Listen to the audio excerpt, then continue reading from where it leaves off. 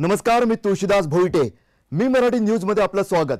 सरळ स्पष्ट आपला आवडता कार्यक्रम सरळ स्पष्ट मध्ये आपण वेध घेत असतो थेट अशा मुद्द्यांचा जे मुद्दे खूपच महत्त्वाचे असतात तुमच्या आमच्या जीवनासाठी. आज आपण सरळ स्पष्ट वेध घेणार आहोत मुंबईच्या विकासाच्या नकाशावर. आपल्या आदिवासी समाजाला स्थानच नाही आहे की काय, महत्त्वाचा प्रश्न हा खरोखर तसंच घडताना दिसतंय. बाता खूप मोठमोठ्या मारल्या जातात. अगदी सरकारमध्ये बसलेले मंत्री काय, विरोधी पक्षात असलेले राजकारणी काय, प्रत्येक जणाच्या तोंडी अनेक वेळा हाच बोल असतात की आम्ही फक्त आणि फक्त सर्वसामान्यांसाठी काम करत असतो. आदिवासी समाजाचा जेव्हाही उल्लेख येतो तेव्हा कसं आम्ही त्यांच्यासाठी झटतो, त्यांच्यासाठी सारखा आमचा डोक्यात विचार सुरू असतात, त्यानुसार आमचे आचार असतात, अशा बाताच मारल्या जातात. हेच दिसून येतं. शेकडो कोटींचा फंड असतो आदिवासी समाजाच्या विकासासाठी, मात्र तो नेमका कुठे जातो हे अनेकदा सर्वांनाच पडणारं कोड आहे. ज्या आदिवासीच्या नावाने हे घडतं त्या पाड्यांवरतं तो कुठेही दिसत नसतो. हे एक विदारक वास्तव आहे. आणि आज या मुद्द्याला हात घालण्याचं कारणच तसं आहे, कारण आज मुंबईच्या आदिवासी पाड्यातील हजारो लोक आज रस्त्यावर उतरले. श्रमजीवी संघटनेचे संस्थापक अध्यक्ष विवेक पंडित, एक मिशनरी माणूस जो सातत्यानं गेली काही दशकं लढतोय आपल्या आदिवासी बांधवांसाठी, ज्यानं किमान 2 जिल्ह्यांमधून, पालघर आणि ठाणे या 2 जिल्ह्यांमधून वेठबिगारीसारखी एक कुपरंपरा संपवून टाकली, असा हा माणूस त्यांच्या नेतृत्वाखाली आज हा मोर्चा निघाला. या मोर्चाचं सुद्धा खूप चांगलं नाव होतं, जागा करणारं, तुमच्या आमच्या डोळ्यात झणझणीत अंजन टाकणारं नाव होतं की काष्टा आणि लंगोट मोर्चा. आदिवासी जसे जगतात तसेच तुम्ही पाहताय की महामार्गावर हे आदिवासी उतरलेत. त्यांनी आपल्या पारंपरिक वेशभूषेत त्यातले काही आदिवासी आले होते. त्यांचं जास्त काही मागणं नव्हतं. त्यांचं म्हणणं होतं, अहो ज्यांनी विकास आराखडा तयार केला मुंबईचा, मोठमोठ्या पंचतारांकित बाता मारल्या जातात. काही 100 वर्षांपूर्वी, 100 वर्षांपूर्वी, 150 वर्षांपूर्वी मुंबईत ज्या इमारती बांधल्या गेल्या त्याच्या संरक्षणासाठी किती प्रयत्न केले जातात. त्यासाठी कोट्यावधीचा फंड वापरला जातो. अगदी तिकडे राहणाऱ्या रहिवाशांच्या जीवाला धोका निर्माण होतो तरी त्या हेरिटेज आहेत म्हणून त्यांना हात लावला जात नाही. आणि आपले आदिवासी बांधव, मुंबईचे खरे मालक, ज्यांच्या उरावर खरं तर सर्व काही विकासाचं एक मॉडेल बसवलं गेलं, मग ती आपली तुम्हाला मला दूध पुरवणारी आरे कॉलनी 1948 मध्ये ती सुद्धा आदिवासी पाड्यांच्या जमिनी हिसकावूनच बनवली गेली. आणि आज ते आदिवासी बांधव त्या आरे कॉलनीला सारा भरत असतात. राष्ट्रीय उद्यान संजय गांधींचं नाव दिलं गेलं, त्या राष्ट्रीय उद्यानात सुद्धा आदिवासी पाडे आहेत आणि त्यांना मूलभूत सुविधांचा सुद्धा अभाव आहे. आणि त्यासाठी विवेक पंडित यांच्या श्रमजीवी संघटनेच्या नेतृत्वाखाली आज काष्टा लंगोट मोर्चा काढण्यात आला. एक वेगळा प्रयत्न झाला सरकारला जागवण्याचा.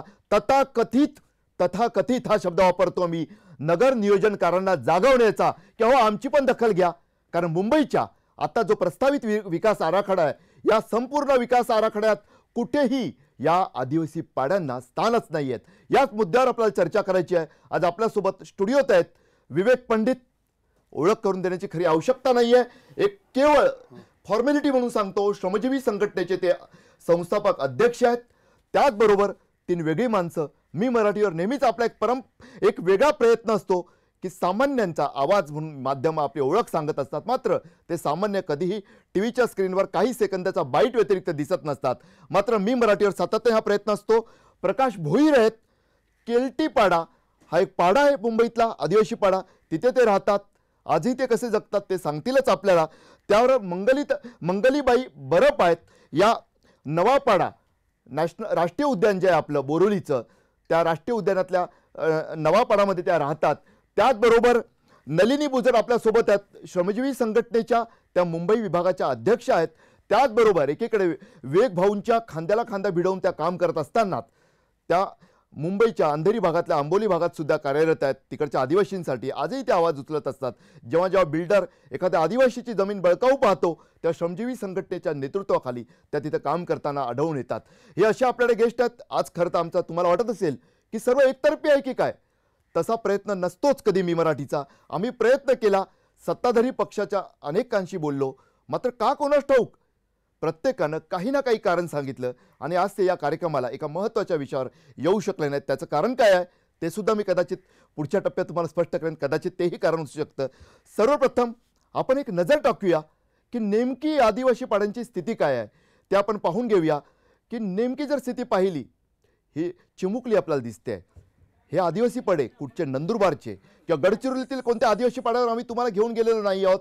हे आपल्या मुंबईतील मंत्रालयापासून हाकेच्या अंतरावर म्हणता येतील एवढ्या जवळ तर नाही, मात्र 15-20 किलोमीटरवरची ही परिस्थिती आहे. हे आदिवासी पाडे तुम्ही बघताय, छोटी छोटी मुलं, चिमुरडी मुलं ही बसलेली आहेत. आजही शेणानं सारवलेले त्यांचे ओटे, आपल्या जुन्या गावच्या घरांची आठवण करून देणाऱ्या हे सर्व. मात्र एकीकडे मुंबईकरांना किंवा शहरात राहणाऱ्या, महानगरांमध्ये राहणाऱ्यांना सर्वांनाच सध्या एक मोठं आकर्षण असतं की गावाकडच्या जीवनाचं. मात्र हे जे राहतात विजेविना, पाण्याविना, हे ज्या पद्धतीने तिथे राहतात ते पाहून खरोखर माणूसपणाचं जिनंसुद्धा आपण त्यांना नाकारलं की काय असा प्रश्न निर्माण होतो. जी खरोखरच म्हणजे तुम्ही तर अनेक वर्ष काम करतात, अनेकांना मुंबईकरांना माहीतच नसतं की आपल्या मुंबईत, ही मुंबई खरं तर एक भाग्यवान महानगर आहे की जिकडं एक राष्ट्रीय उद्यान याच्या उदरात वसलं आहे आणि त्याचबरोबर त्या राष्ट्रीय उद्यानात आपले आदिवासी बांधवसुद्धा आहे ज्यांच्या उरावर खरं तर मुंबईचा विकास होतो आहे. हे जे चित्र आहे, म्हणजे मुंबईकरांना आदिवासी पाडेच माहीत नसतात, अनेकांना ते चित्र काय माहीत असतात. तुम्ही स्वतः या आदिवासी पाड्यांवर नेहमी फिरत असता, तिकडची भयान अवस्था, आणि आज जो काष्टा लंगोट मोर्चा तुम्ही काढला, एक झणझणीत अंजन टाकण्याचा प्रयत्न, कशी स्थिती आहे तिकडची? आपण योग्य आता वर्णन केलेलं आहे त्याचं. हे आंतरराष्ट्रीय महानगर आहे आणि आंतरराष्ट्रीय महानगरामध्ये आज 59 पाडे असे आहेत की जे जव्हार मोखाड्यासारखे पाडे आहेत, काही अंतर नाही. मुंबईमध्ये हे आरे कॉलनीमध्ये आहेत, नॅशनल पार्कला आहेत, मढला आहेत, गोराईला आहेत, असे निरनिराळ्या ठिकाणी मुंबईच्या हद्दीच्या आत 59 पाडे आहेत आणि एकूण 222 पाडे आहेत. त्यातले बाकीचे जे पाडे आहेत त्यांचं जवळपास झोपडपट्टीमध्ये आता रूपांतर झालेलं आहे. नामशेष झाले. ते गाव म्हणजे तो पाडा आहे, पण आपण तिथे जाऊन आपल्याला शोधावं लागतं की पाडा होता कुठे, आदिवासी कुठे आहे. ही अवस्था आजची आहे. आणि एक तर ते झोपडपट्टीसारखं जिणं ज्यांना जगावं लागतं ते असतील, किंवा जे आज या पाड्यांच्यामध्ये 59 पाडे जे मी म्हटलं तुम्हाला, आरे कॉलनी आहे, नॅशनल पार्क आहे आणि हे बाकीचे मोड, गोराई, या सर्व भागातले, यांना मूलभूत सुविधा स्वातंत्र्याच्या 70 वर्षानंतर मूलभूत सुविधा नाहीत. म्हणजे अमेरिकेमध्ये ज्या वेळेला रेड इंडियन्स हे मूळचे आदिवासी होते आणि नंतर बाहेरचे सर्व स्थलांतरित गेले, बाकीची अमेरिका सगळी स्थलांतरित अमेरिका आहे, बरोबर. त्यावेळेला या आदिवासींचं करायचं काय? त्यांचे त्यावेळेला संघर्ष जे झाले त्यात आदिवासींसाठी काही राखीव जागा या ठेवल्या आणि जिथे आज त्यांचं राज्य सांगितलं जातं, आज ट्रायबल स्टेट, त्या ठिकाणचे कायदे त्यांचे त्या ठिकाणी अमेरिकेचे कायदे लागत नाहीत. आमच्याकडे या ठिकाणी जी अवस्था आहे ती, त्यांना आरे कॉलनी, नॅशनल पार्क या ठिकाणचे आदिवासी, आम्ही मुंबईत आदिवासी होते हे कमीत कमी येणाऱ्या काळाला कळावं म्हणून अमेरिकेने जे केलेलं आहे ते देखील आम्ही करायची तयारी नाही आमची.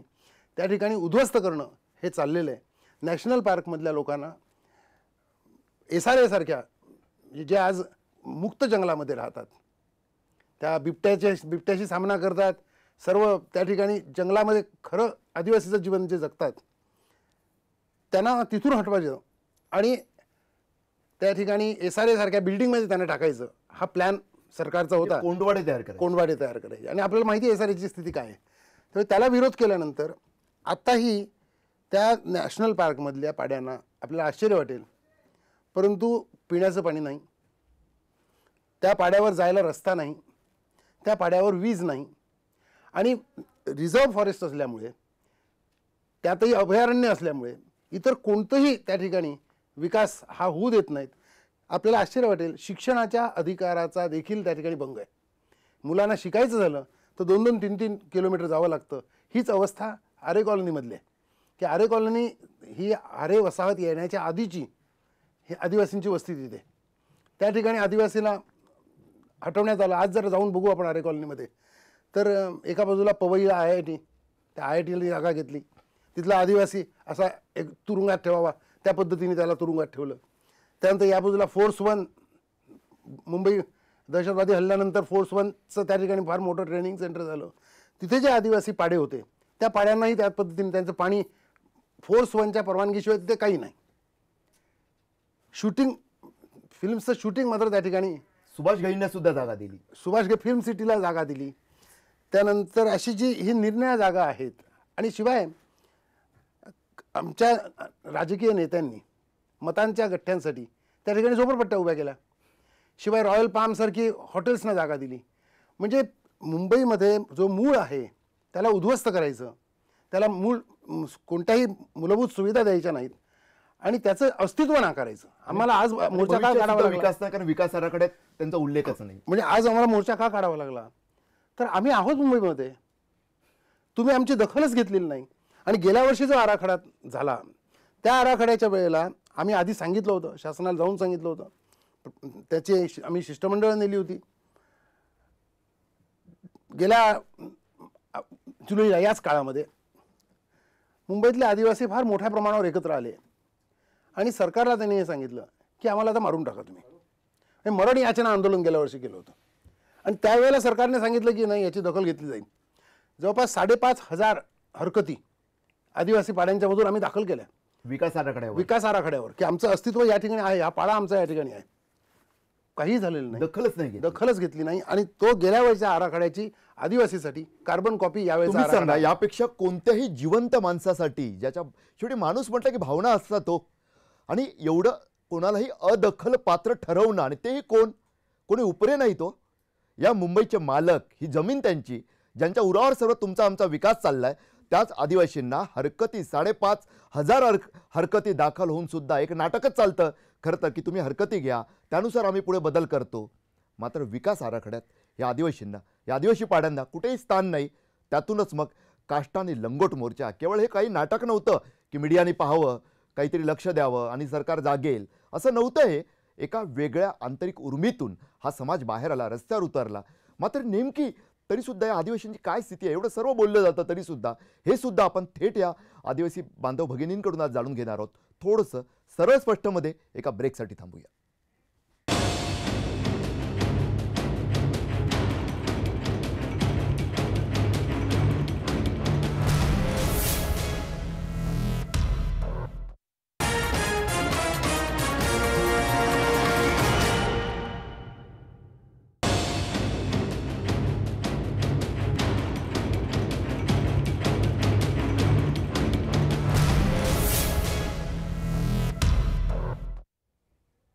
सरळ स्पष्ट वेध घेतो आहोत आपण आपल्या नेहमीच्या सरळ स्पष्ट अशा शैलीत. मुंबईच्या विकास आराखड्यात आपल्या आदिवासी पाड्यांना कुठेही स्थान नाही आहे. तुमच्या आमच्या विकासाच्या नकाशात आदिवासींना स्थानच नाही की काय, या महत्त्वाच्या मुद्द्याचा आपण वेध घेत आहोत, सरळ स्पष्ट वेध घेत आहोत. आपल्यासोबत विवेक पंडित आहेत, त्यांच्याशी आत्ताच आपण संवाद साधला. त्यांनी सरळ स्पष्ट शब्दात आपली भूमिका मांडली की काय स्थिती आहे तिकडे, की बाता मारल्या जातात, मात्र वास्तव काय ते त्यांनी दाखवून दिलं. आपल्यासोबत प्रकाश भोईर आहेत, केल्टीपाड्याचे रहिवासी आहेत. केल्टीपाडा अरे वसाहतीतला एक आदिवासी पाडा, शेकडो वर्षांपासून तिकडे राहणारे, परंपरागतरित्या राहणारे आदिवासी, त्यांच्या नव्या पिढीतले एक ताज्या दमाचे प्रकाश भोईर. प्रकाश, नेमकी जी स्थिती आहे, म्हणजे खरं तर आता आरे वसाहत म्हटलं की लोकांना तसं जुनं झालं की दूध वगैरे तिथूनच यायचं. सध्या तो रस्ता सुद्धा महापालिकेच्या ताब्यात आहे, मोठ्या प्रमाणावर तिथून वाहतूक असते, विकास होऊ लागलेला. आदिवासी आजूबाजूला आता मोठमोठ्या सोसायट्या उभ्या राहिलेल्या आहेत. तुमच्या पाड्याची स्थिती काय, केल्टीपाड्याची? केल्टीपाडा खरं तर 4 झोनमध्ये आला. अगोदर आम्ही आरेमध्येच होतो सगळे. 4 झोनला जागा केव्हा दिली हे आम्हाला कळलं पण नाही. जेव्हा 4 झोनचे विचारलंही नाही. जेव्हा ते लोक सगळे त्यांचं ते मिलिटरीची लोक जेव्हा फिरायला लागली तेव्हा आम्हाला कळलं की ही जागा त्यांना देण्यात आली. ते म्हणाले चला खाली करा, निघाता इथून, ही जागा आम्हाला देण्यात आली. अरे असे कसे आम्ही जाणार? आमची तिथे पिढ्यानपिढ्या गेल्या, आमच्या तिथे जागा आहे, जे आम्ही शेती करतो, भाजी लावतो, आमची झाडं आहेत, केळीची बागा आहेत, आंब्याचे कलम आहेत, नारळाची झाडं आहेत, संपूर्ण जीवन आमचं त्याच्यावर आहे. उपजीविकेचे साधन म्हणून बऱ्याच मोठ्या संख्येने लोक त्याचाच वापर करतात, दुसरं काय कामधंदा नाही आहे. अशा वेळेला तुम्ही अचानक आम्हाला न कळवता कशी काय जागा देऊ शकता? दुसरी गोष्ट अशी की आम्ही आरेला 1 रुपया गुंठ्याप्रमाणे पैसे भरत आलेलो आहोत, असे फुकट राहत नाही आहोत. तर आणि आरे तर 51ला तुम्ही म्हणाले 48ला, मला असं वाटतं की 51ला काहीतरी माझ्या माहितीप्रमाणे आहे. तर तेव्हा त्याच्या अगोदरपासून जर आरे असेल आणि आम्हाला तुम्ही विचारात घेत नाहीत. दुसरी गोष्ट अशी की 95च्या लोकांना तुम्ही सगळं मूलभूत सुविधा देताय. त्यांच्या जर 95 पासून राहत असतील तर त्यांना सगळं झोपडपट्टी, झोपड्यांसाठी. आम्ही तर आदिवासी आहोत, मूळ रहिवासी ह्या ठिकाणचे आहोत, आम्हाला काही सोय नाही. तिथं तर पाण्याचं म्हटलं तर आरे म्हणतं ते काम आहे 4 झोनचं. 4 झोनला तुम्ही विचारा, 4 झोनकडे गेलं ते म्हणतं ते आरेचं काम आहे. तर कोणीही तिथे काही देत नाही. पूर्वी कसं होतं की आमच्या विहिरी होत्या, आज तिथे विहिरी बुजवून त्याच्यावर इमारती बांधल्या गेल्या. जे आमचा फुटका तलाव म्हणून जो आहे ब्रिटिशकालीन अगदी त्या लोकांनी बांधलेला तलाव आहे तो पूर्ण आमच्या मालकीचा होता. SRPF आलं, SRPFने ती जागा घेतली, त्याच्यावर त्यांनी कब्जा केला, त्याच्यात बोटिंग सुरू केली. पूर्वी आम्ही त्यांच्यातलं पाणी वापरायचो, प्यायला, आंघोळीला, मासेमारी करायचो, संपूर्ण जीवन आमचं त्याच्यावर अवलंबून होतं. परंतु आमच्या सगळे स्रोत म्हणजे जे घेतले, होतं नव्हतं ते घेतलं गेलं आणि नवं काही दिलं गेलं गेलं नाही. आज आमची नाहीये. अवस्था अशी आहे. आपल्यासोबत मंगलीबाई बरप आहेत, नवापाडा राष्ट्रीय उद्यान, संजय गांधी राष्ट्रीय उद्यान जे एक मोठं असं संरक्षित पार्क तिकडच्या.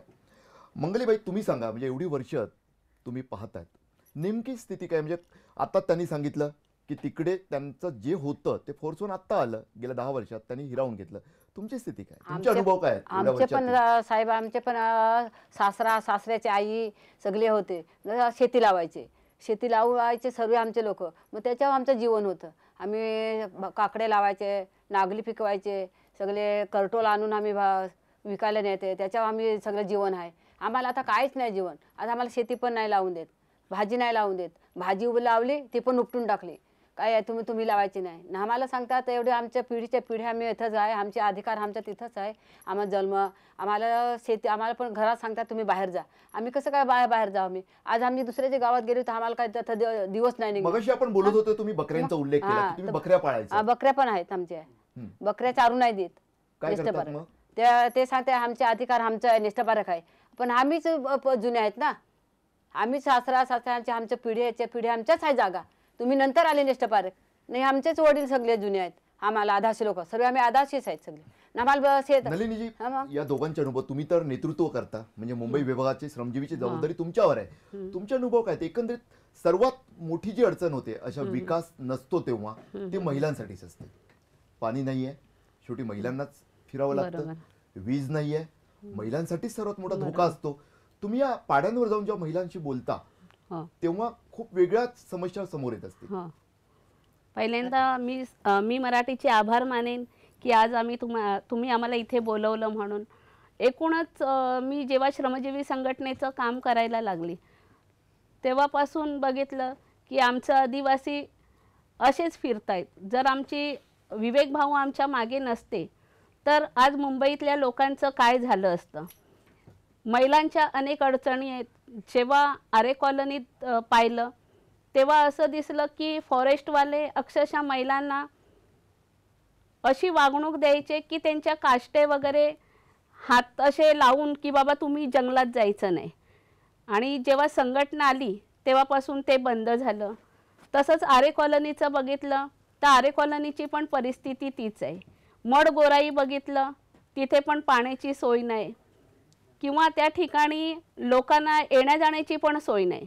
गोराईचा भाग बघितला तर तिथे स्मशानभूमी नाही. तिथे लोक समुद्रकिनारी ते प्रेत जाळलं जातं आणि जर प्रेत जाळताना जर कोण आलं तिथे तर ते अर्धवट जळलेलं प्रेत त्यांना उचलून दुसरीकडे न्यावं लागतं. आताही असं घडतंय? असं घडतंय.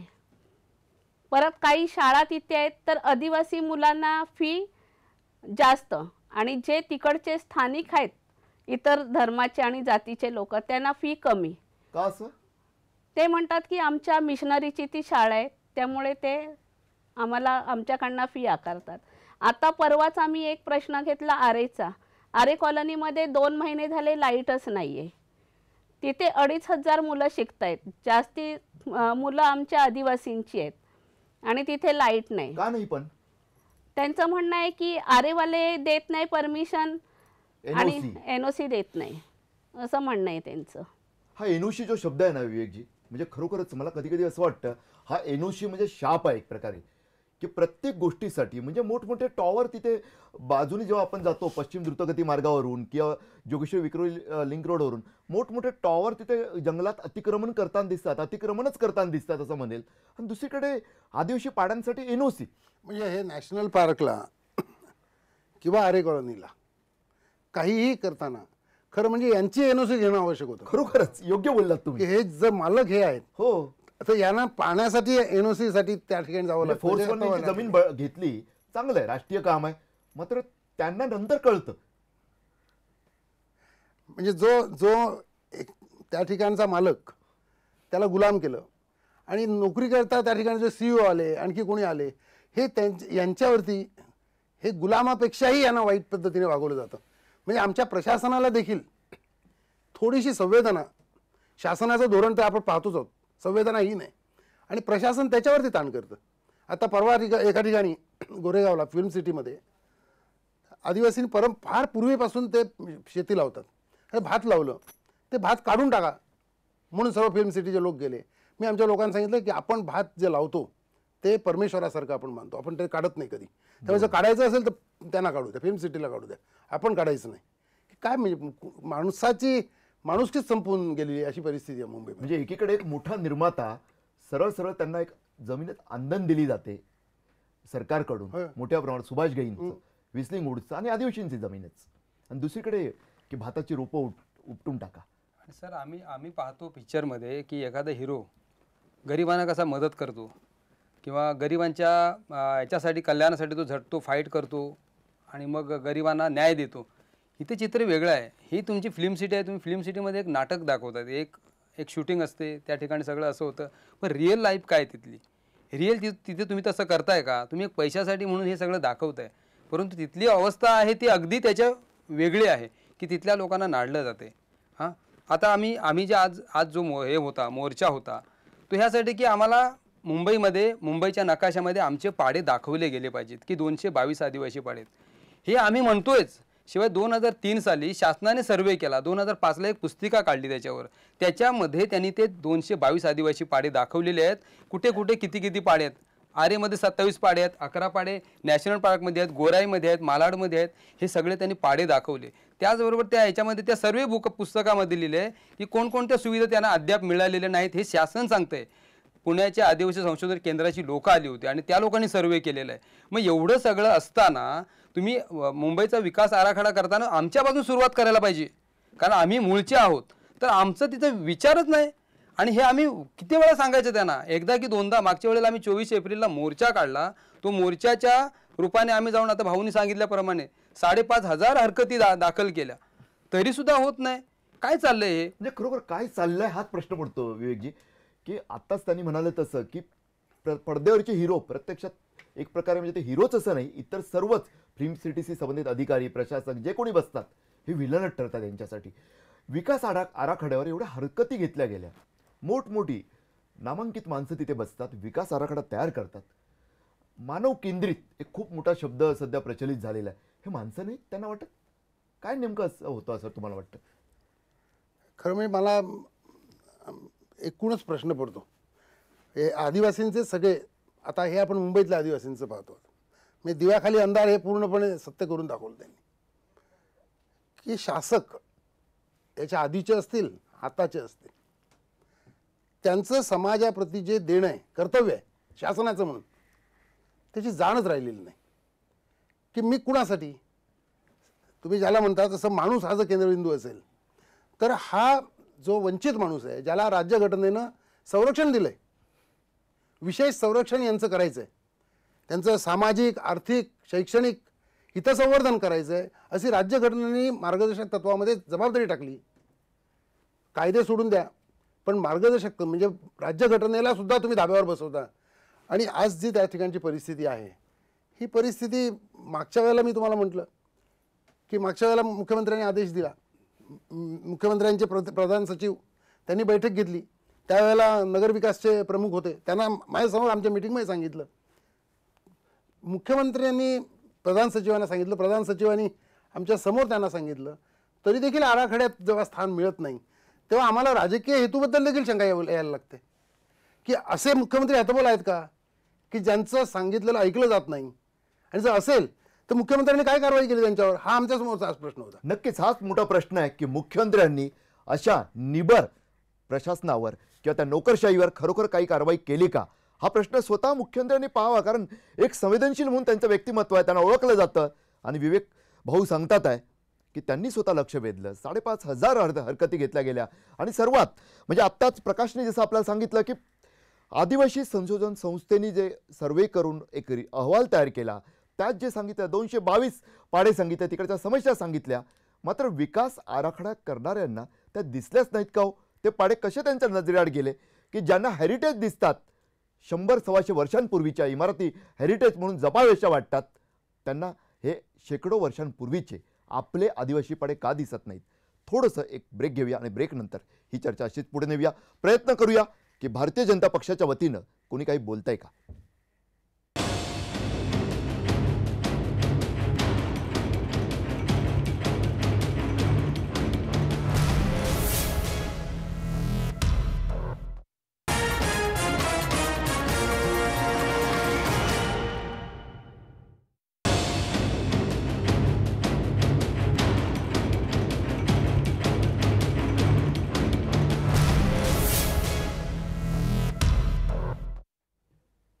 सरळ स्पष्ट वेध घेत आहोत आपण. तुमच्या आमच्या विकासाच्या नकाशावर आपल्या आदिवासी पाड्यांना स्थानच का नाही आहे. एक महत्त्वाचा प्रश्न की विकास आराखडा तयार केला जातो, मोठमोठ्या बाता मारल्या जातात. बाता हा शब्द मी जाणीवपूर्वक वापरतोय. मागे मेट्रोच्या वेळी पण हाच मुद्दा आला, तेव्हा सुद्धा मी मराठीने हीच भूमिका घेतलेली की स्थानिक भूमिपुत्रांना उद्ध्वस्त करून कोणतीही विकासाची मेट्रो ही प्रत्यक्षात विनाशाचीच एक प्रकारची मेट्रो ठरू शकते. त्यामुळे त्याचं होऊ देऊ नका. सुदैवानं सरकार जागलं आणि किमान कमीत कमी विस्थापित करण्याचा प्रयत्न झाला, त्याबद्दल धन्यवाद सरकारला. मात्र त्याच वेळी आता नवा मुद्दा विवेक पंडित श्रमजीवी संघटनेचे अध्यक्ष त्यांनी काढलेला आहे की विकास आराखड्यात 222 आदिवासी पाडे आपले, त्यातले 59 आपल्या राष्ट्रीय उद्यानातील आरे कॉलनीतील, त्यांना स्थानच नाही आहेत. आता भारतीय जनता पक्षाचे डहाणूचे तरुण आमदार पास्कल धनोरे आपल्यासोबत आहेत. पास्कल नमस्कार. हा नमस्कार. पास्कल, तुम्ही आता ऐकलं असेलच की आदिवासींच्या तुम्हाला आदिवासी समाजाने एका विश्वासानं निवडून दिलेला आहे. तसंच सर्वच समाजातील मतदारांनी आपल्याला मत दिलेलं आहे. मात्र आदिवासी आपल्याकडे एका वेगळ्या अपेक्षेने पाहतात. एक तरुण आमदार तुम्ही तरी आदिवासी समाजाचा आवाज बुलंद कराल आणि विकास आराखडा खरं तर पुढचं नियोजन कशा पद्धतीनं मुंबईसारख्या महानगराचं असणार ते ठरवणारा एक पुढचा ब्लू प्रिंटच. मात्र त्यातच एकाही आदिवासी पाड्याचा उल्लेख नाहीये. हॅलो. हा पास्कल, हा जो उल्लेख नाही आहे त्यावर तुम्ही आवाज उठवणार का? हो, ह्याच्यावर नक्कीच आवाज उठवणार. काय आदिवासी हा खेड्यापाड्यात राहणारा, आता कुठेतरी मुंबईमध्ये पण आमचा आदिवासी समाज बऱ्याच मोठ्या प्रमाणात आहे. तर आदिवासी समाजाचं एक कुठेतरी चांगलं हित जोपलं पाहिजे आणि आदिवासी समाजावर अन्याय झाला नाही पाहिजे, ह्याच्यासाठी मी झटत राहणार आहे. पास्कल, आणखी एक विचारायचं होतं मला की अनेकदा आपण बोलतो की आदिवासी समाजासाठी खूप मोठे फंड आहेत. आत्ताच विवेकजींनी जसा उल्लेख केला की घटनेनं खरं तर एक वेगळं संरक्षित असं स्थान दिलेलं आहे आणि त्याचबरोबर निधीचं सुद्धा प्रत्येक अर्थसंकल्पात वेगळी तरतूद करावी लागते. प्रत्यक्षात होतं असं की आदिवासी म्हटलं की मुंबईत आदिवासी सुद्धा आहेत, हे अगदी मोठमोठ्या नोकरशाहांना सुद्धा सांगावं लागतं आणि त्यातूनच मग निधी वापरला जात असेल काही ठिकाणी. मुंबईतल्या या आदिवासींना आजही तुम्ही डहाणूतल्या आदिवासींना कदाचित वीज मिळवून दिली असेल, मात्र मुंबईचे आदिवासी बसलेले आहेत माझ्यासोबत. नलिनी आहेत, मंगली बाई आहेत, प्रकाश आहेत. यांच्या आदिवासी पाड्यावर आजही मुंबईत असूनही अंधार आहेत. विकासाच्या लखलखाटातील अंधाराची बेट आहेत त्यांचे आदिवासी पाडे. म्हणजे पास्कल, यांना किमान कोणाचीही एनओसी न घेता किमान आवश्यक त्या जीवनावश्यक सुविधा देण्यासाठी प्रयत्न करणार का तुम्ही पास्कल? खरंच ह्याच्यासाठी मी आपल्या आदिवासी समाजासाठी झटण्यासाठी मी पुरेपूर प्रयत्न करणार आहेत. ज्या पद्धतीने आम्ही पालघर जिल्ह्यात आमचा आदिवासी विकास मंत्री विष्णूजी सवरा साहेब यांच्या माध्यमातून आम्ही खेड्या गावात तिथे इतकं जोराने काम सुरू केलं का ज्या पाड्यात तुम्ही सांगितल्याप्रमाणे वीज नव्हती तिथे वीज दिली, पाणी नव्हतं तिथे पाणी दिलं. डहाणू मतदारसंघात आपण करत असाल पास्कल, तिकडे खूप करण्याची आवश्यकता आहे. आजही स्वातंत्र्यानंतर म्हणजे मी आत्ताच पालघर जिल्ह्यात काही ठिकाणी फिरलो तेव्हा जाणवलं की एक आदिवासी पाडा अगदी पश्चिम द्रुतगती अहमदाबादला जाणाऱ्या रस्त्यालगतचा, मात्र एवढी वर्ष झाली स्वातंत्र्याला तरी सुद्धा तिथेही वीज नव्हती. अशा आदिवासी पाड्यावर नक्कीच तुम्ही प्रकाश पोहोचवाल, विश्वास आहे. मी मुंबईबद्दल बोलतोय. मुंबईच्या आदिवासी पाड्यांना सरकारी जोखडातून कुठंतरी वेठबिगार शब्द वापरला तर अनेकांना राग येईल, मात्र या वेठबिगारीतून एक प्रकारची वेठबिगारी चाललेली आहे, त्यातून मुक्त करणार का? पूर्वी वेठबिगारी झाली असेल, परंतु आता फडणवीस सरकारच्या माध्यमातून आमचे आदिवासी विकास मंत्री विष्णूजी सवरा यांच्या माध्यमातून खरोखरच आता तरी आम्ही वेठबिगारी चालू देणार नाही. आपल्या खऱ्या आदिवासींना आम्ही नाही देणार आहोत. हाच प्रयत्न आम्ही करणार आहोत. नक्कीच खऱ्या आदिवासींनाच, चांगला शब्द तुम्ही खरं तर वापरलात, खरा हा. आता स्क्रीनवर आम्ही व्हिडिओज दाखवत होतो, चिमुरड्या मुली, आदिवासी मुली. आपण आज खूप मोठमोठ्या घटना पाहत असतो आणि त्यावर आवाज उठवत असतो, मात्र यांच्या नशिबी कायमच एक असुरक्षित जिणं आहे. वीज नाही आहे, पाणी मिळत नाही स्वच्छ असं कुठंतरी डबक्यातलं. त्यांचे जे तलाव होते जसा फुटका तलाव जोगेश्वरी गोरेगाव भागातल्या आदिवासींसाठी होता, तिकडच्या पाड्यांसाठी पास्कल, तो सुद्धा SRPच्या ताब्यात गेला. ज्या विहिरी होत्या फोर्स 1 मान्य आहे, राष्ट्रीय गरज आहे, आपल्या तुमच्या आमच्या सुरक्षेची गरज आहे, दहशतवाद विरोधात लढा देण्यासाठी गरज आहे, मात्र फोर्स 1च्या ताब्यात तिकडच्या विहिरी गेलेल्या आहेत. केळटीपाडा परिसरातल्या या लोकांना किमान त्यांच्या विभागातल्या तलावातून या अवघ्या मुंबईला पाणी मिळतं, विहार तलाव किंवा इतर तलाव, मात्र यांना त्याचं नळाचं पाणी का दिलं जात नाही पास्कल?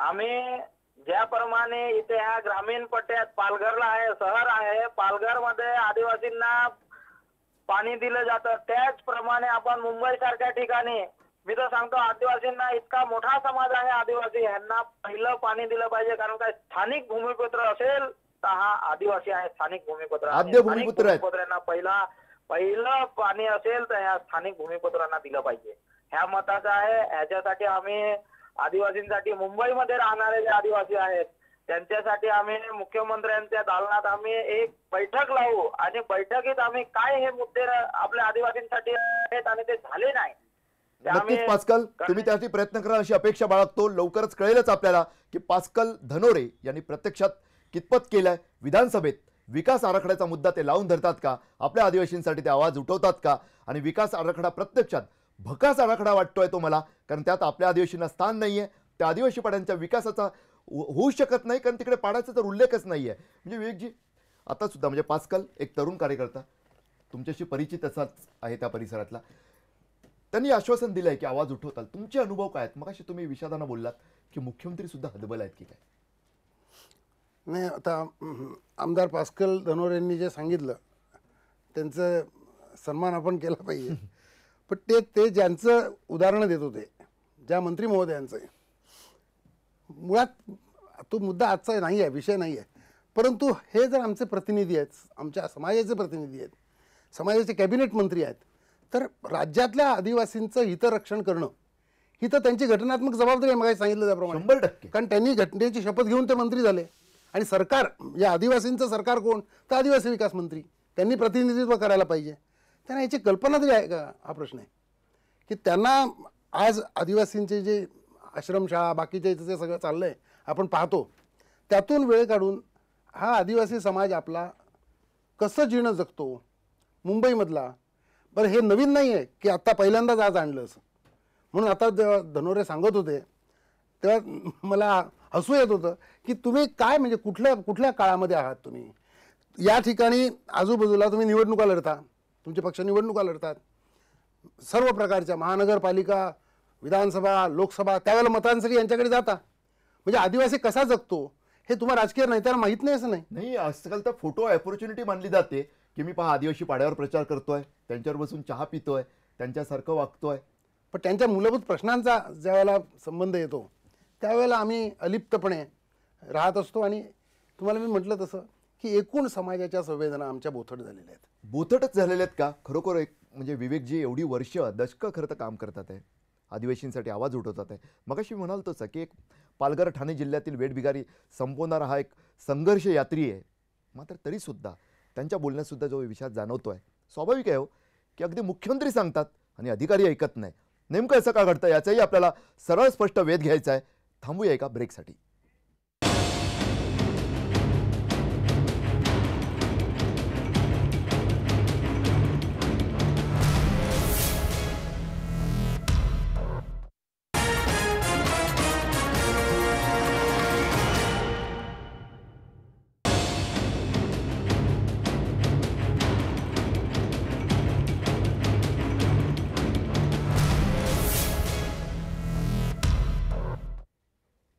मुंबईचा विकास करताना खरं तर ज्यांची NOC घेतली पाहिजे ते म्हणजे मुंबईचे मूळ मालक, आद्य भूमिपुत्र म्हटलं तरी चालेल, ते आपले आदिवासी बांधव.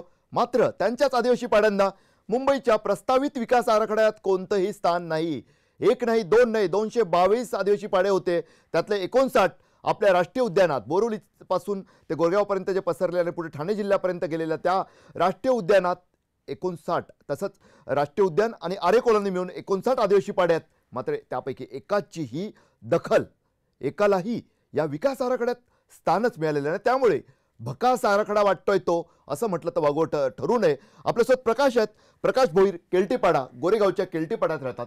प्रकाश, तुम्ही खूप तीव्रतेने आपल्या भावना व्यक्त करता. तुमचं दुःख समजू शकतो मी, की स्वतःची जमीन, तिकडचं एक वेगळं पर्यावरण तुम्ही तयार केलेलं आहे आणि तिकडूनच तुम्हाला बेदखल केलं जातं. हो, अगदी बरोबर आहे सर. काय जे आता विकास आराखडा जो आखला जातो आहे, तो खरं तर आमच्या विभागातले बोरिवलीला जे आमचे प्रकल्प अधिकारी असतात, जे आदिवासी विकास अधिकारी, ज्याच्या इथून आम्हाला वेगवेगळ्या योजना द्यायचं त्यांच्या हातात आहे आणि त्यांनी हा सगळा रेकॉर्ड ठेवला पाहिजे की आपले कुठे कुठे पाडे आहेत म्हणून. जेव्हा डीपी प्लॅन जो हा विकास आराखडा आखला गेला, त्यानंतर आम्हाला लक्षात आलं की आपण अगोदर जाऊन आपल्या प्रकल्पाला जाऊन भेट द्यावी की त्यांनी काही तयारी केली आहे का. जेव्हा आम्ही दाभाडे मॅडम म्हणून तिथले अधिकारी होत्या, आम्ही त्यांना जाऊन भेटलो. ते म्हणाले असं काय घडतंय का, म्हणजे आमचं पायाखालची जमीनच हल्ली की ज्यांना सगळं माहिती पाहिजे, जे आपले मायबाप आहेत, त्यांनी हे सगळं आमची बाजू त्यांनी जाऊन सरकारकडे मांडली पाहिजे की एवढे आदिवासी पाडे ह्या ठिकाणी आहेत. कारण मी त्या पाड्यांना योजना पुरवणारी. त्यातूनच मग असं घडलं की एकाही आदिवासी पाड्याला त्या आराखड्यात स्थानच नाहीये, कारण सरकारी विकास प्रकल्प अधिकारी जे आहेत त्यांनाच माहीत नव्हतं की अशा प्रकारचा आराखडा सुद्धा तयार होतोय. विलेपार्ल्याचे भारतीय जनता पक्षाचे आमदार पराग अळवणी आपल्या सोबत आहेत. परागजी, स्वागत. खरं तर विषय वेगळा आहे, मात्र काल तुम्ही जो विकास आराखड्याचा मुद्दा उपस्थित केलेला आहे की तो राबवण्याचा संपूर्ण जबाबदारी महापालिकेवर टाकलीच पाहिजे, नेमकं काय मुद्दा होता तुमचा तो? हॅलो, मी पराग अळवणी बोलतोय. मला विचारलं का? हो, तुम्हालाच बोललाय परागजी. हो, सॉरी, माझा फोन डिस्कनेक्ट झाला होता त्यामुळे कळलं नाही. हो. मुद्दा असा आहे की मोठ्या गाजावाजा करून, प्रचंड खर्च करून आणि जवळजवळ 40 अभियंत्यांनी 4 वर्ष मेहनत करून एक विकास आराखडा तयार होतोय. 70 हजार त्याच्यावर हरकती सूचना येतात. त्या सगळ्याचा विचार करून नंतर मग विकास आराखडा फायनल होतोय. परंतु एवढं गांभीर्य विकास आराखड्याच्या अंमलबजावणीमध्ये महापालिका प्रशासन करताना दिसत नाही. आणि त्याचं बेसिक कारण हे आहे की मुंबई महापालिका अधिनियम जे आहे, बीएमसी ऍक्ट जो आहे, त्या ऍक्ट मधल्या सेक्शन 61 मध्ये जी कर्तव्य आहेत महानगरपालिकेची, त्यात विकास आराखड्याची अंमलबजावणी हे कर्तव्य नाही सध्या. आणि त्यामुळे कायद्यामध्ये सुधारणा करून विकास आराखड्याची अंमलबजावणी हे महानगरपालिकेची बंधनकारक कर्तव्य म्हणजे ऑब्लिगेटरी ड्युटी असावी, अशा पद्धतीचा कायद्यात बदल करावा असं मी एक अशासकीय विधेयक मांडलेलं आहे. आणि त्याचबरोबर विकास आराखड्याच्या अंमलबजावणीसाठी स्वतंत्र कक्ष असावा. प्रशासकीय विभागशा 24 वॉर्ड आहेत महानगरपालिकेचे, त्या 24 वॉर्ड मध्ये एक यंत्रणा, स्वतंत्र यंत्रणा केवळ आराखड्याच्या अंमलबजावणीसाठी असली पाहिजे, अशी सुद्धा मागणी या माझ्या विधेयकाच्या माध्यमातून मी मांडलेली आहे. चांगलं तुम्ही एक सुचवलेलं आहे, त्यासाठी एक तसा कक्ष तयार झाला तर विकासाला नक्कीच गती मिळू शकेल. मात्र एक वेगळा मुद्दा आणखी समोर आलेला आहे, तो विकास आराखडा तयार करताना ज्या पद्धतीनं दुर्लक्ष केलं जातं. काही आदिवासी बांधव माझ्यासोबत स्टुडिओत बसलेले आहेत. विवेक पंडित श्रमजीवी संघटनेचे संस्थापक अध्यक्ष सुद्धा सोबत आहेत. मुंबईच्या सध्याच्या प्रस्तावित विकास आराखड्याला मध्यंतरी मुख्यमंत्र्यांनी शेवटी स्थगिती सुद्धा दिली होती, त्यावर पुन्हा हरकती मागवल्या. आत्ताच आपण उल्लेख केल्याचा 70,000 पर्यंत, त्यातील 5,500 हरकती आपल्या आदिवासी बांधवांच्या आहेत. कारण 222 त्यातही 59 राष्ट्रीय उद्यान आणि आरे कॉलनीतील त्या कोणत्याही आदिवासी पाड्याला स्थानच नाही विकास आराखड्यात. कुठंतरी एक या मूळच्या आद्य भूमिपुत्रांवरच अन्याय झाला असं वाटत नाही का? नाही, निश्चितपणे आराखडा बनताना बऱ्याच चुका झाल्या होत्या. त्यामुळे माननीय मुख्यमंत्र्यांनी स्वतःहून त्याच्यात हस्तक्षेप करून आराखडा रद्द केला आणि तो दुरुस्त करून परत आणायला सांगितला. तो जो जुना आराखडा होता त्याच्यामध्ये मी स्वतः सुद्धा जवळजवळ 30 हरकती घेतल्या होत्या. पण माझा पहिला जो मुद्दा आहे तो यासाठीच आहे की जर का एक परमनंट यंत्रणा काम करत असेल तर मग 20 वर्षानंतर जेव्हा आराखडा नव्याने बनवायला सुरुवात होते तेव्हा त्या बॅकअप कामाचा एक बॅकअप उपयोग होऊ शकतो. आज काय झालेलं आहे की 16-17 वर्ष काही लक्ष द्यायचं नाही आणि शेवटच्या 3 वर्षामध्ये पुढच्या विकास आराखड्याचा साठी तयारी करायची. आणि त्यामुळे ती अचानक सुरू केलेली जी तयारी आहे त्याचा निश्चितपणे अपुरी पडते. मुंबई महानगर खूप मोठं शहर आहे आणि त्यामुळे अचानक 1-2-3 वर्षामध्ये याचा आराखडा बनवण्याचं काम हे पूर्णपणे नीट होऊ शकत नाही. याची जर का कायमस्वरूपी यंत्रणा असेल, एक सातत्यपूर्ण प्रक्रिया असली पाहिजे. नक्कीच सातत्यपूर्ण पराग वळवणी यांनी प्रक्रिया असली. खूप एक चांगला मुद्दा मांडलेला. धन्यवाद परागजी. प्रकाश, जो आता तुम्ही संवाद ऐकलात की त्यांचंही म्हणणं बरोबर आहे की सातत्यपूर्ण नसतं. अचानक जसं परीक्षेच्या आधी, शेवटी किती काही म्हटलं तरी सुद्धा मुलं परीक्षेच्या आधी जागे होतात आणि तयारीला लागतात. तसंच विकास आराखड्यासारख्या मोठ्या बाबीची जबाबदारी आहे त्यांच्या बाबतीत सुद्धा घडताना दिसतंय. आणि तुमच्यासारखे जे बांधव तिथे राहतात त्यांच्यावर तो अन्याय होताना दिसतो की त्यांच्या आदिवासी पाड्यांना तिथे कुठे स्थानच नाही आहेत. मंगलीबाई आपल्या सोबत आहेत. म्हणजे काही वर्षांपूर्वी तुमचं नाव चर्चेत आलेलं जेव्हा श्रमजीवी संघटनेनं एक मरण याचना मोर्चा काढला होता. मरण मागितलं होतं की आम्हा आदिवासींना मरण द्या. मारत द्या. तुम्ही तेव्हा एक ॲफिडेव्हिट तयार केलेलं. हा. काय नेमकं ॲफिडेव्हिट होतं ते? तर काय साहेब, आम्हाला काय आदिवासीचं नावच नाही. मुंबईमध्ये आदिवासी सरकार बोलते का आदिवासी नाही आहेत. आमचे सर्व किती धारखाडी पैसे आम्ही आदिवासी किती मुलून येऊर हे आम्ही आदिवासीच आहेत. तर सरकार सांगते आमचे आदिवासी नाही आहे इकडे. मग आम्हाला मरण द्या ना. आम्हाला आदिवासी तुम्ही नाही आहे नाही बोलता आहे मुंबईमध्ये, तर मग आम्हाला मरण द्या. आमची सगळं भांडी घ्या, बकरी घ्या, सर्व तुमचा संसार तो मंत्र्याला मी दान करते. मला मारून टाक, माझा सगळा संसार मारून टाक. हां, तुम्ही नाही नाव आमच्या मुंबईमध्ये आदिवासीचं नाही नाव द्या. तर आमचं नाव कशाला? शेती पण नाही. आम्हाला सांगता तुमच्या मुंबईमध्ये शेती नाही.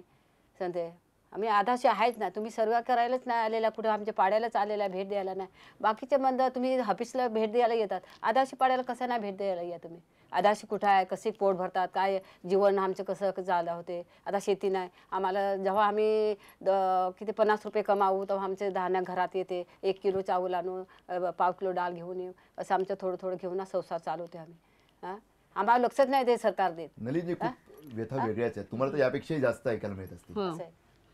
मंगलीबाईंनी जेव्हा आम्ही मरण मोर्चा काढला तेव्हा मंगलीबाईंनी तिची असलेली घरातली 4 ग्लास, 2 ताटं, 4 कोंबड्या, 5 बकरे असं मुख्यमंत्र्यांच्या नावे तिने एक प्रतिज्ञापत्र बनवलं आणि सांगितलं की मी मेल्यानंतर मी आता मरण मागायला जाते आणि मेली की हे मुख्यमंत्र्यांना द्या म्हणून असं तिने मृत्यूपत्र खरोखरच तयार की केले. एवढं टोकाचं या वयात की संपूर्ण जीवन त्यांचं खरं तर खडतर परिस्थितीत आहे, जंगलात. म्हणजे राहायला मुंबईत, म्हणजे मुंबई म्हटलं की लोकांना वाटतं काय काय कमी आहे तिथे. मात्र हे जीवन त्यांनी काढलं आणि या टप्प्यावर त्यांना अशा प्रकारे एक मरणाचं प्रतिज्ञापत्र करावं लागलं. खूपच म्हणजे विषण्ण करणार. म्हणजे तुमची मगासपासून तुमची एक अस्वस्थता मी पाहतोय. काय अनुभव असतात नेहमीचेच हे असेच अनुभव आहेत? आतापर्यंत सर असं म्हणून चाललंय. तर काय, मी जवळपास 35 वर्ष या क्षेत्रात आहे. कोणती भाषा सरकारला कळेल हा माझ्यासमोर प्रश्न आहे. म्हणजे पूर्णपणे अहिंसेच्या कायद्याच्या घटनेच्या चौकटीत राहून सगळे हल्ले सहन करत आम्ही संघटना बांधली. प्रश्न आज 35 वर्षानंतर सुद्धा हे जसे आता आहेत की देशाच्या स्वातंत्र्याच्या 70 वर्षानंतर ही अवस्था आहे. प्रशासन, शासन यांना कुठली भाषा कळेल? आणि म्हणून हे मंगळीबाईला असं प्रतिज्ञापत्र करावं लागलं. मरण याचना मागणं, मरण याचना याच्याशिवाय माझ्याकडे दुसरा काही पर्याय नव्हता. की जर तुम्ही आमचं अस्तित्व नाकारता तेव्हा मारून टाका आदिवासींना. त्यांचा विकास करायचा नाही, त्यांचं अस्तित्वच मान्य करायचं नाही, ही जर अवस्था असेल. म्हणून कुठली, मी तुम्हाला म्हटलं की मला कुठली भाषा यांना कळेल हे मला अजूनही कळत नाही. खरोखरच म्हणजे कुठली भाषा कळेल? म्हणजे सत्तेत कोणीही असो, पूर्वी काँग्रेस राष्ट्रवादी होतं, आता भाजप शिवसेना आहे. मात्र सत्तेत बसणाऱ्यांना नेमकी कुठची भाषा कळतं? 1967चा आराखडा असो, 1991चा असो किंवा आत्ताचा 2016चा असो, प्रत्येक विकास आराखड्यात कुठेही आदिवासींना स्थानच दिलं जात नाहीये. हे का असं घडतंय प्रश्न पडतो. त्याच वेळी पहा, 1967च्या विकास आराखड्यात नरिमन पॉईंटमध्ये एक उद्यान दाखवण्यात आलं होतं, ग्रीन झोन. तुम्ही पाहता स्क्रीनवर पाहू शकता की तिथं आता भारतीय जनता पक्षाचं प्रदेश कार्यालय आहे. त्याचबरोबर तिथे भाजपच्या जोडीनं जनता दलाचं सुद्धा एक भव्य असं कार्यालय उभं राहिलेलं आहे. भारतीय जनता पक्षाचं आणि जनता दलाचं कार्यालय आज त्या उद्यानांच्याच एका भागात उभं राहिलेलं आहे. 1967 त्यानंतरच्या पुढच्या टप्प्यातला विकास आराखड्यात सुद्धा ज्याचा उल्लेख नव्हता. 2016च्या विकास आराखड्यात मात्र पूर्वी संरक्षित हरित क्षेत्र दाखवलेलं ते पुढे मनोरंजनाचं मैदान झालं आणि आत्ता 2016 साली त्या मनोरंजन मैदानात ही प्रदेश कार्यालय राजकीय कार्यालयाला चक्क उगवलेली दिसतात आहे. हे आता घडू शकलं. मात्र आपले आदिवासी पाडे जे शेकडो वर्ष आपल्या राष्ट्रीय उद्यानात आहेत, हारे वसाहतीत आहेत, त्यांना मात्र तिथे स्थान नाही. त्यामुळेच विवेक पंडित यांची जी व्यथा आहे ना, की या सरकारला नेमकी भाषा कोणती कळेल हा प्रश्न पडतो. मग ते सत्ताधारी कोणी असो, चेहरे बदलतात, मात्र भाषा कोणती कळेल, एक प्रकारची निबरता, नोकरशाहीची निबरता ही चालवून घेतली जाते, एक हतबलता व्यक्त केली जाते. त्यामुळेच कुठेतरी असंच शेवटी सांगावंसं वाटतं सरळ स्पष्ट शब्दात की नमस्कारासाठी आज मागण्यासाठी जुळलेले हात वेळीच त्यांचा ऐकून घ्या, तुम्ही त्यांचं मान्य करा, त्यांचे हक्क द्या. नाहीतर नमस्कारासाठी जुळलेले हात उद्या प्रतिकारासाठी, कदाचित आक्रमणासाठी सुद्धा उगारले जाऊ शकतात. सरळ स्पष्टमध्ये आज इतकंच. तुम्ही पाहत राहा मी मराठी न्यूज, दे धडक बेधडक.